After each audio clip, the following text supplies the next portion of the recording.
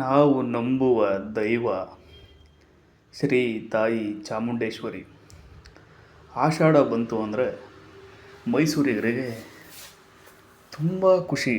ಏಕೆಂದರೆ ಆಷಾಢದಲ್ಲಿ ತಾಯಿಯ ದರ್ಶನ ಮತ್ತು ಮೈಸೂರಿನ ಗಲ್ಲಿ ಗಲ್ಲಿಯಲ್ಲೂ ಸರ್ಕಲ್ಗಳಲ್ಲೂ ಮಾಡುವ ಪೂಜೆ ಮತ್ತು ನೀಡುವ ಪ್ರಸಾದ ಇದು ಪ್ರಪಂಚದ ಯಾವ ಮೂಲೆಯಲ್ಲೂ ಕೂಡ ನಡೀಲಿಕ್ಕೆ ಸಾಧ್ಯವಿಲ್ಲ.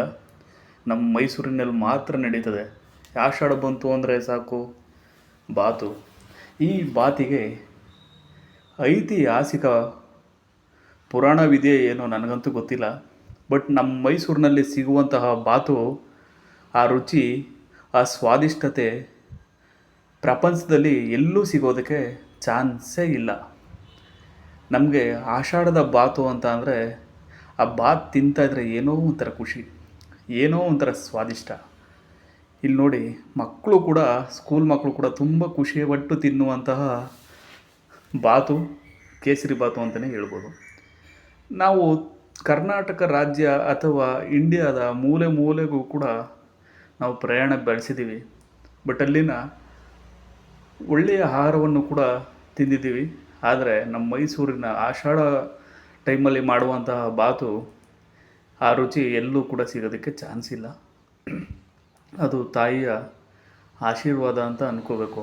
ಮೈಸೂರಿಗರಿಗೆ ಯಾವ ಸರ್ಕಲ್ಗೆ ಹೋದರೂ ಅನ್ನ ತಿನ್ನೋಕ್ಕಂತೂ ಯೋಚನೆನೇ ಇಲ್ಲ. ಯಾಕೆಂದರೆ ಯಾವ ಮೂಲೆಗೆ ಹೋದ್ರೂ ಒಂದೊಳ್ಳೆ ಆಹಾರ ನಡೀತಾ ಇರ್ತದೆ.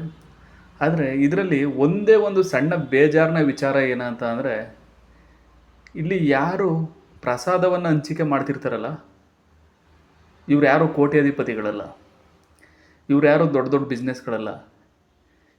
ಈ ದೊಡ್ಡ ದೊಡ್ಡ ಬಿಸ್ನೆಸ್ಗಳು, ದೊಡ್ಡ ದೊಡ್ಡ ಹೋಟ್ಲುಗಳನ್ನವರು ಮಣ್ಣು ತಿನ್ನಬೇಕಷ್ಟೇ ಬಡ್ಡಿ ಮಕ್ಕಳು. ಅವರು ಯಾವ ಬಡವರಿಗೂ ಯಾವ ಅನ್ನದಾನನೂ ಮಾಡಲ್ಲ.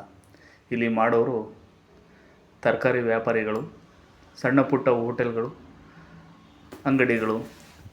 ನಮ್ಮಲ್ಲಿ ಆಷಾಢ ಶುಕ್ರವಾರ ಬಂತು ಅಂದರೆ ಬಾತ್ ಅಷ್ಟೇ ಅಲ್ಲ, ಬಿರಿಯಾನಿನೂ ಕೂಡ ಫೇಮಸ್ಸು. ಅದು ಎಲ್ಲ ಕಡೆ ಮಾಡಲ್ಲ.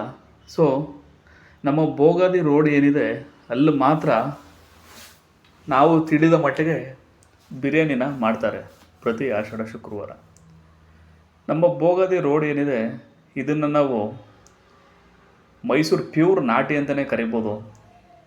ನೋಡಿ, ನರ್ಸ್ಗಳು ಕೂಡ ತಿಂತಾರೆ. ಎಲ್ಲರೂ ಇಲ್ಲಿ ಕೂಲಿ ಕಾರ್ಮಿಕರು, ಆಫೀಸರ್ಸು ಅಂತ ಏನಿಲ್ಲ, ಎಲ್ಲರೂ ಕೂಡ ತಿನ್ನುವಂಥದ್ದು. ಸೊ ಬಿರಿಯಾನಿನೂ ಕೂಡ ಕೊಟ್ಟಿದ್ದಾರೆ.